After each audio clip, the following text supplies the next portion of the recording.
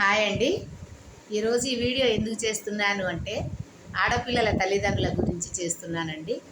ఆడపిల్లకు పెళ్లి చేసిన తర్వాత అత్తగారింటికి పంపించిన తర్వాత ఒక 2-3 నెలలు గర్భం దాలుస్తుందండి. 2-3 నెలల్లో గర్భం దాల్చిన తర్వాత తల్లిదండ్రులు సంతోషంగా పుట్టింటికి తీసుకెళ్తారు.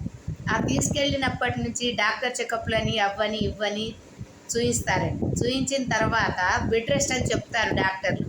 ఆ విధంగా ఆ భార్యాభర్తల మధ్యలో చాలా గ్యాప్ వస్తుందండి ఈ రోజుల్లో.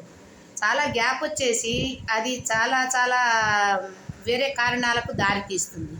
అలా కాకుండా డాక్టర్ చెకప్ చేయించంగానే బెడ్ రెస్ట్ అన్నారనుకోండి, ఒక వారం 10 రోజులు ఉంచుకోండి, 15 రోజులు ఉంచుకోండి.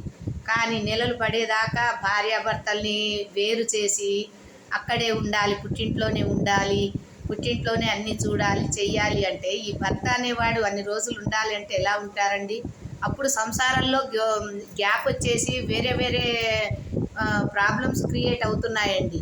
అట్లా చాలా కేసులు అవుతున్నాయి. అలా కాకుండా మీరు పుట్టింట్లో ఉంచుకోకుండా ఒక 10 రోజులు, నెల రోజులు ఉంచుకొని ఎంబటే డాక్టర్ చెకప్ చేసి ఎంత బెడ్ రెస్ట్ అయినా సరే భార్యాభర్తలను దగ్గర నుంచే ఏర్పాటు చేయండి.